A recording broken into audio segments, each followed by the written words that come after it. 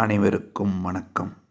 ஆன்மீக சுற்றுலா சீரடி சாய்பாபா கோயிலுக்கு ரயிலில் செல்ல விரும்புபவர்கள் சாய் வினோத் 7358946489 ஜனவரி 2026 முதல் மாதந்தோறும் சீரடி சாய்பாபா கோயிலுக்கு குறைந்த கட்டணத்தில் அழைத்து சென்று உங்களுடன் இருந்து சுற்றி காட்டி உங்களை சீரடி சாய்பாபாவின் அருள் பெற வைக்கும் சாய் வினோத் கோயம்புத்தூரிலிருந்து சீரடி பயணம் ஆரம்பிக்க இருக்கிறது.